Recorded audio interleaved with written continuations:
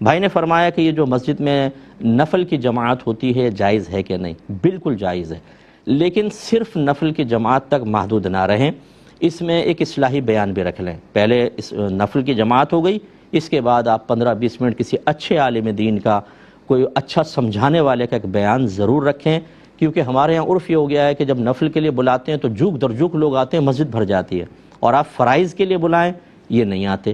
تو چلو کسی بہانے اگر جمع ہو گئے ہیں تو آپ ان کو پھر کوئی اصلاحی بیان بھی کریں۔ یہ یاد رکھیے کہ جو علماء متقدمین تھے انہوں نے نفل کی جماعت سے منع کیا تھا، اس کی قلت تھی، وجہ تھی۔ اس زمانے میں لوگ جماعت کے لیے فرض یعنی نمازوں کی جماعت کے لیے جو واجب ہوتی ہے اس کے لیے جھک در جھک حاضر ہوتے تھے۔ انہوں نے کہا کہ اگر آپ نفل کی جماعتیں قائم کریں گے نا تو فرض جماعت کی اہمیت کم نظر آئے گی، اس لیے نہ کریں، ان کو ایسا کرنے دیں۔ پھر ماحول بدل گیا، لوگ فرض کے لیے نہیں آ رہے۔ اب اگر آپ نفل کی جماعت رکھتے ہیں تو جو کبھی مسجد میں نہیں آیا وہ بھی پڑھنے کے لیے آ جاتا ہے۔ اس کا مطلب ہے پہلے نفل کی جماعت بے رغبتی پیدا کر رہی تھی، اس دور میں نفل کی جماعت رغبت پیدا کر رہی ہے دین کے قریب آنے کی۔ اسی لیے اعلیٰ حضرت نے فرمایا کہ اگر یہ لکھا بھی اس کو زیادہ سے زیادہ فقہاء نے مکروہ تنزیہی، مکروہ تنزیہ وہ عمل ہوتا ہے جس کو شریعت نے پسند نہیں کیا، لیکن اگر آپ کریں گے تو گناہگار نہیں ہوں گے۔ اور اعلیٰ حضرت امام اہل سنت رضی اللہ تعالی عنہ کی تحقیق یہ ہے کہ مکروہ تنزیہی فعل اگر عادتاً بھی کیا جائے گناہ نہیں ہوتا۔ اور پھر آپ ایک جگہ فرماتے ہیں اگر مکروہ تنزیہی فعل سے لوگ دین کی طرف راغب ہو رہے ہوں تو اس سے وہی منع کرے گا جو دین کے معاملے میں جاہل ہوگا۔ فتاوی رضویہ میں موجود ہے۔ اس لیے نفل کی جماعت میں شدت کرنا، اب میں اس کی نظیر آپ کو بتا دیتا ہوں۔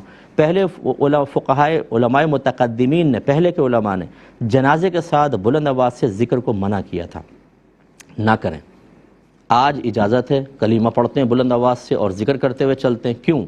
وہ کہتے ہیں اس وجہ سے کہ پہلے دور ایسا تھا کہ جس میں جو جنازے میں شرکت ہوتا وہ اس سے نصیحت حاصل کر رہا ہوتا تھا، عبرت حاصل کر رہا ہوتا تھا، اس میں بلند آواز سے ذکر اس نصیحت کے حصول میں رکاوٹ بن سکتا تھا، حالانکہ یہ زیادہ اثر کرتی ہے، اس لیے منع کر دیا۔ اب آپ دیکھیں لوگ جنازے کے ساتھ جاتے ہیں، موبائل ہاتھ میں ہوتا ہے، باتیں کر رہے ہیں، ہنس رہے ہیں، ہنسی مذاق ٹھٹے چل رہے ہیں پیچھے بعض اوقات۔ تو اچھا ہے ذکر الہی میں مشغول ہوں، نصیحت تو ویسے حاصل نہیں کر رہے، عبرت ویسے حاصل نہیں کر رہے، ذکر سے بھی آپ منع کر دیں، لہٰذا اب یہ ذکر الہی جنازے کے ساتھ بالکل صحیح ہے۔